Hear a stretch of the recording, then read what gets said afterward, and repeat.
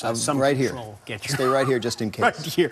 Now, turning to basketball, Monday, the NCAA leveled charges against the University of Kansas and its basketball program, including longtime coach Bill Self. The NCAA says Kansas is guilty of a lack of institutional control, NCAA language for serious violations. Bill Self came out swinging in response with this statement saying, in part, no secret that there's tremendous pressure on the NCAA to respond to the federal court proceedings involving college basketball. In its haste, an attempt to regain control, the enforcement staff has created a false narrative regarding me and our basketball program. For more, we welcome ESPN senior writer Mark Schlabach. And Mark, we can talk about Bill Self's defiant response. The response from the school itself, very much the same in terms of tone, absolutely ceding no ground here whatsoever. What does that tell us about the way they're going to approach this over the course of the 90 days they have to respond?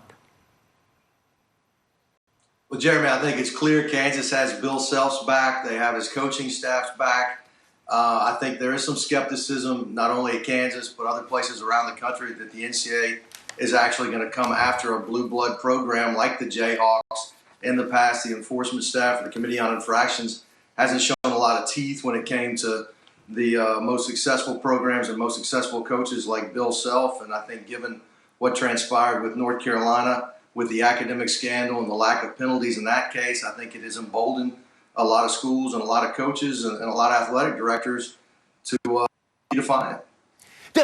Does this speak to a strategy, as you suggest, that, look, they're not going to touch us. We mean too much to them. The NCAA right now is in perhaps an historically precarious position, being assaulted on all sides, whether you're talking about the courts, the FBI, you're talking about, if not the NCAA itself, but its schools and the policies at those schools. We've got legislatures in New York and California trying to pay athletes. Is it a feeling perhaps on the part of the schools that the NCAA is weak and we don't have to bend now? Well, I think there's an assault on amateurism, the amateurism model. I think there has been a massive shift in public perception that these kids should be getting paid, and in some cases, regardless of how they're getting paid. We'll have to see where it goes with these new laws in states across the country. But, talking to coaches around the country, they tell me, if rules are in place, we have to follow the rules for, if nothing else, competitive balance. And I think we're gonna, I think we'll just have to wait and see. Nothing's gonna come to an end anytime soon. Kansas and the other schools involved in this probably aren't going to get in front of the Committee on Infractions until next summer or the spring of 2020. So there's a lot to still play out. If the school continues to back him to the hilt, is Bill Self safe here? Are his assistants safe?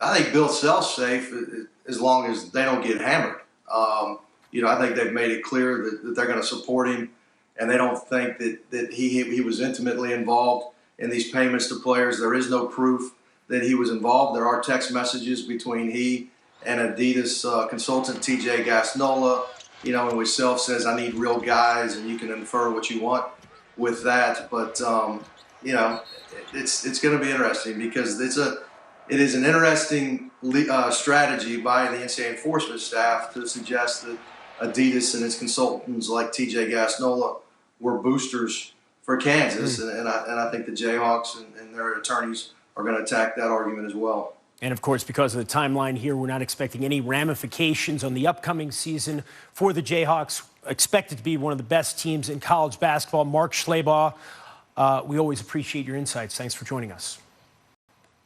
When we return, the NFL